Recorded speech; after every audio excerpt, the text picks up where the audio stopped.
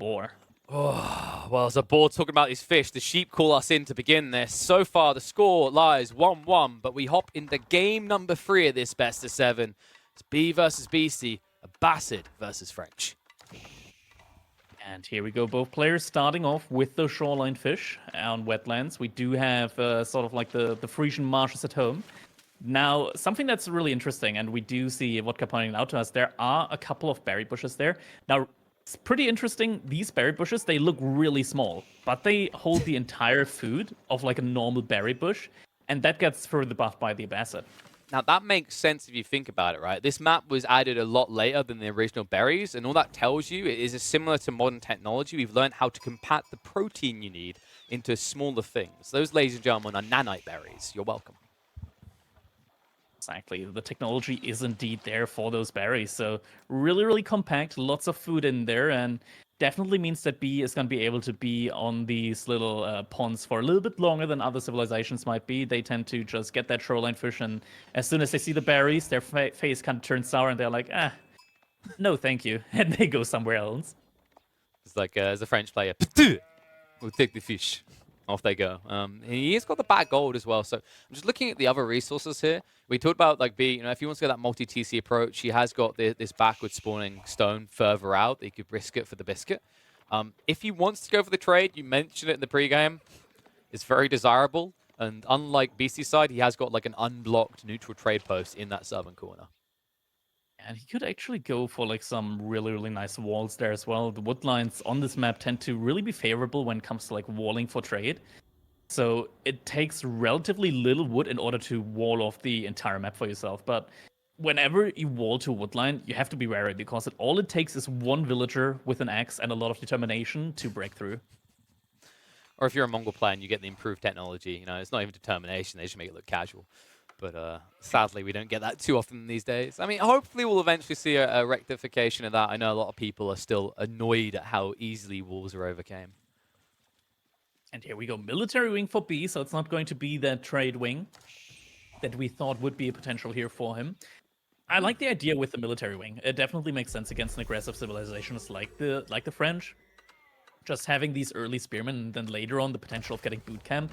Just because, knights, they're really, really strong. They're tanky, and mixed with archers, they are going to be able to take really amazing trades. It's going to be hard to find a composition to deal with those.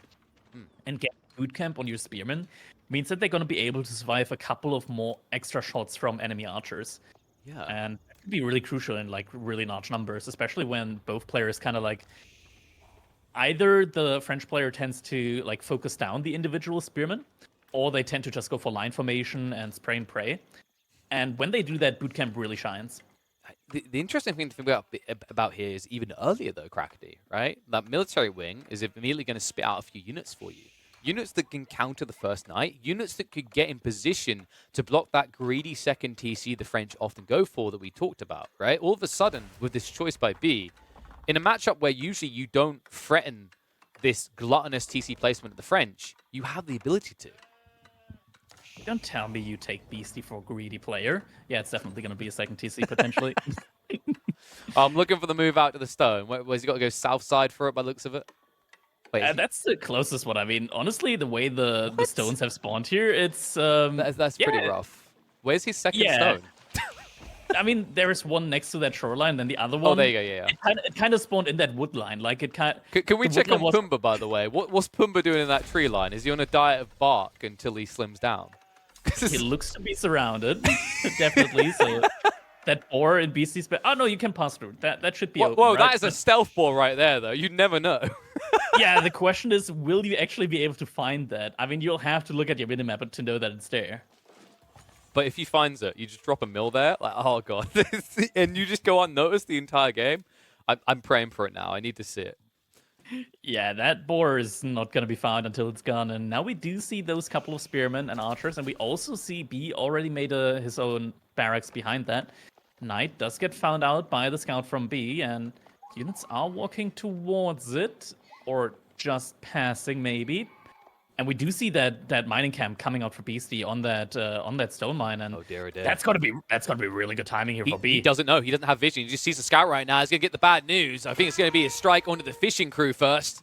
pushing back. He says Sacra Blue, but he goes, no, Sacra Green. And all of a sudden, your plans for a second TC are going to have to be abandoned.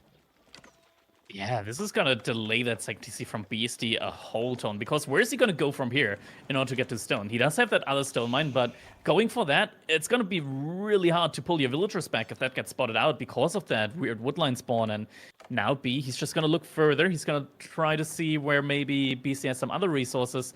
No villagers on gold kind of further gives like the idea away here from Beasty, but archers are going to be coming out now. Just needs a couple more in order to be able to deal with these units that B has in his base. This is so. Yeah, kind of like this micro battle. Who's gonna react too slow? And I mean, you really have to watch out against these French knights. A single hit, then another hit, and a villager goes by, and it happens so fast. Usually, by the time that you hear the attack notification, you look where it came from, and the villager's already gone. It's so much easier these days, right? Because they did. Wait, is that coming in the patch? No, that is already the case, right? They fixed it. It's already there. Yeah.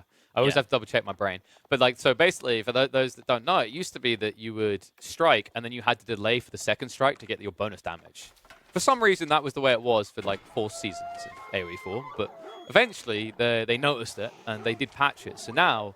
Even our simple silver players can very easily take out villages. Yeah, it used to be that you had to wait a couple of seconds, but now it looks like B, he just snoozed for a moment, and Beasty is like, all right, I see my timing, sends like 15 villagers over to that stone, more like 10, 12, but a lot of villagers over to stone to get that second TC up as fast as possible. Behind that, B is also going to be really close to his second TC.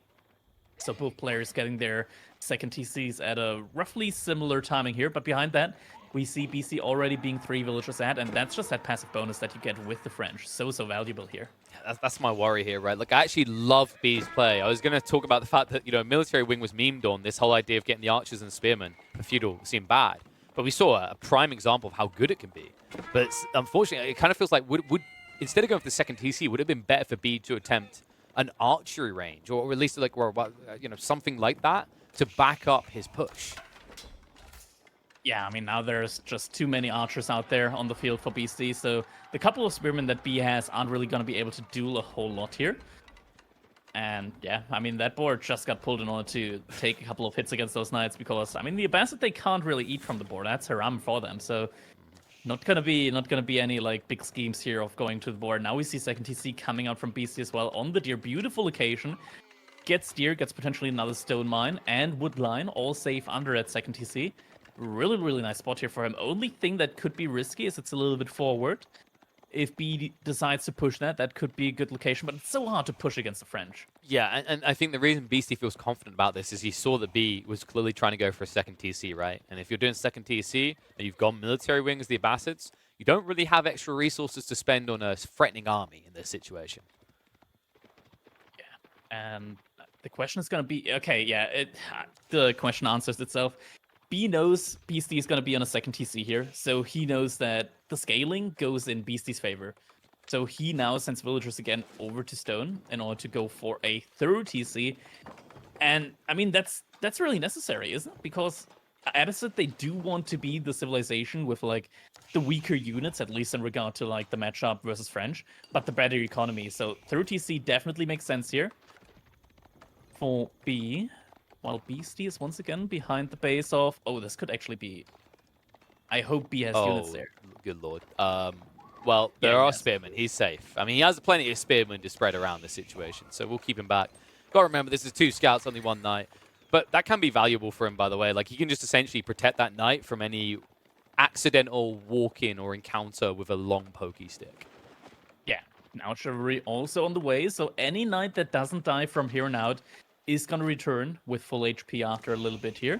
Now, the TC spots are pretty nice here for B, all things considered that he doesn't have a lot of map control here. Does have 2 TCs on pawns, so it's going to have a good food income. Question is going to be, how many units is going to be able to produce? Because right now, the food income doesn't look too great for him, just because he has so much idle time building those TCs. Yeah, but he should ramp up, like, especially being that fishing with Wheelbarrow coming in as well. That's going to optimize him in that area. But, of course, Beasty, he was prepped to go on the assault, but because B was able to find a decent amount of resources in a very condensed area, you feel that this Archer army simply has no objective it can achieve anymore. Yeah, I mean, that Archer army is only going to be useful in like big engagements. And now we see B also opting in for some archer ranges as well as a stable, so he's going for the triple composition, making both archers, horsemen, and spearmen here. Now also blacksmith going up. Blacksmith not yet up for Beasty, but he is grabbing a lot of the eco upgrades behind this. Do you think there might have been value in Beasty going for a third TC here, or do you just feel like you're playing more into the Bassett's hands at that stage? Yeah, I think the second TC should definitely be enough. I'm not a big fan of going for third TC. Usually when I play like a China Mirror and I see the opponent going for a third TC zone, I feel very confident. Well, looks like B will get away with that element. So, you know, given enough time, he'll escalate that lead. But it has to be highlighted. You mentioned like the eco upgrades coming in ahead of time. Of course, the French get them cheaper. It keeps them a bit more optimized. And one important element, when you look at the two armies on each side, someone that's going to definitely scale incredibly well into Castle Age are these knights that BC's currently investing in. Yeah, exactly. That's why knights are just so terrifying, right? As long, like the feudal age, it goes on longer, and longer. The knight mass keeps building, and as soon as the age up happens, you upgrade all of them. And it's just such a dangerous army to deal with, especially when you only have access to horsemen in the feudal age. It means that you don't really have a really good unit against them other than spearmen, and spearmen upgrade also takes quite a while to get as soon as you reach next age, the veterancy upgrade. Meanwhile, the knight upgrade only takes like 30 seconds. I think spearman is like 1.5 or 1 minute. So there's always the timing for the knights to even take good trades against units that counter them. And there's the threat of the potential double up, right? Because if you're up against a French player, they might go for the Royal Institute. So it's not just you having to be worried about, you know, the veterancy upgrade over you. It's then also, we've seen it time and time again, big massive knights, Royal Bloodlines comes in. But we've talked to players about this before. Usually you only notice based off of feeling. And how do you get a feeling? Well, you have to charge headfirst into a line of Royal Bloodline Knights. Yeah, exactly. And I mean, we look at the army count right now between B and Beasty. Looks like B is going to be prepping to go for that next age. Now, he's not going to be able to go up with the military wing again, so he's not going to be able to get like some camel riders immediately. He's going to have to go for either culture or eco wing. Personally, I'm a big fan of eco wing in this timing, just because it's going to get close to the time where you want to drop farms, and getting that huge discount on your farms with that new eco-wing technology is going to be crucial in some times. Can I just say, I think that was a misclick, but that would have been bloody brilliant. Is it looked like B for a second there was baiting with one villager, stabbing with the ones that weren't attacked, and then garrisoning the chased one. But I think it was just like he was trying to garrison them and it didn't work out. Tech up is on the way though for B. Minute and a half out. Beastie's army is large, but does it really feel large enough to get serious damage done here the moment the tech up ticks? I mean, it's not just large, it's also valuable. Clocking in at 5,000 army value compared to 2,000 from B. And I mean, as soon as the age up happens, that's going to be the go for Beastie. He's just going to be able to run in, and with so many knights, they're going to be able to stay below these town centers for a long time now. B, he has a couple of archers, but nowhere near the number that Beastie has right now.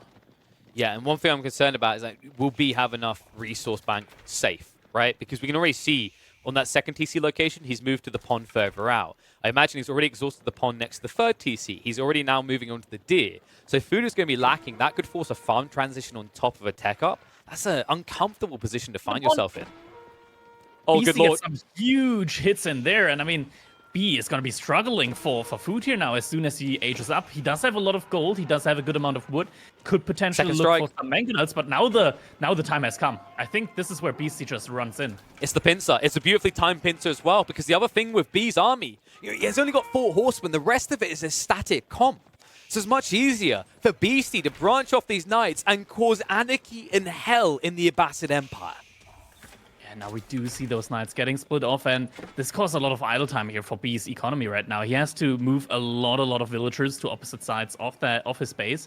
Culture Wing comes in. Good thing for him, though, is that he is Golden Age Tier 2. Means that his upgrades are going to be coming in much quicker, and maybe he gets a good enough timing here. He gets Composite Ghost. He gets the +2 damage upgrade as well as Veterancy. If these upgrades can come in, maybe he's got a chance. Still, it's this pincer maneuver right now. There's a game of Pong going on, and B is the ball. Meanwhile, Beasty is both of the paddles. Once again, on the north side, moves in towards the pond. South side now marching in with his forces. A massacre of villages likely to occur on one side or the other, and B only with the bandwidth to address one. Exactly, so this is really, really tough right now. The next moments are going to be deciding here. Oh, upgrades aren't in yet. Can't take that fight. Has to retreat. Military numbers still looking really, really good for Beasty here by comparison. There's still no upgrades in. He can't take these fights. Now, units are under TCs. He's garrisoned the TC, but he didn't get the rest out of there. They're getting butchered right now. Beasty back in the lead on eco count, but still an age behind. But yet the army supremacy is felt here. B rushing around his own base, putting out a million fires and always coming out short, all because of these chunky, bloody, frustrating knights. Now he is finally getting the upgrades in, so the knights do also take a good amount of damage here now from the archers.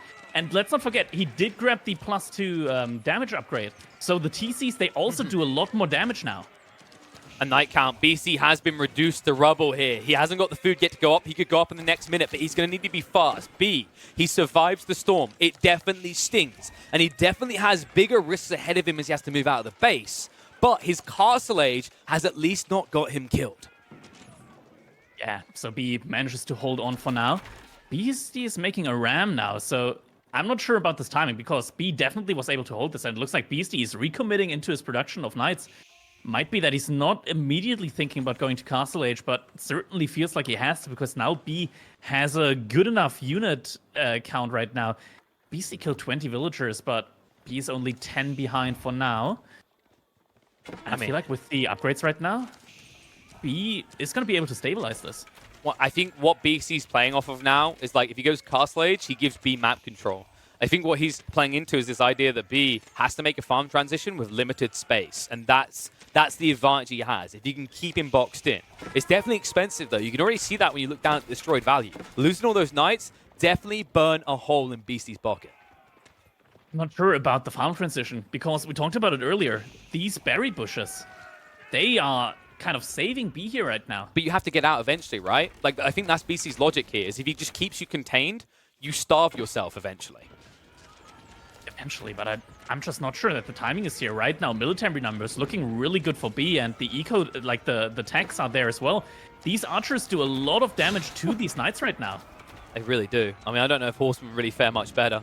They maybe would be more cost efficient because they'd be able to get in quick, but I guess it wouldn't give you the kill potential and anything else in these environments. Archers diving in alongside the knights. And Beasty, I mean, where are we going here? He's split between the two archer masses, but this split in groups means B might lose one, but the other should be able to clean house. Yeah, and this is just the strength of composite bows and the bootcamp upgrade right now. That's insane. These archers are tanky, deal a lot of damage, and they attack fast. Look at those knights are going down so quickly. Look at the attack speed. These guys must have biceps the size of my head to pull a string that fast. How much army loss was that? I think when I last looked down, it was something like 7k destroyed value for B. Now he's up to destroying 11k. BC gained 2,000 in the same time. Yeah, BC somehow manages to macro up the resources to Royal Institute, even though he invested so much into these knights here so far. So he's going to be able to go up only with 7 villagers right now. Surely he's going to have to pull more villagers for that. He's not right now, though. Now he's going to be under threat.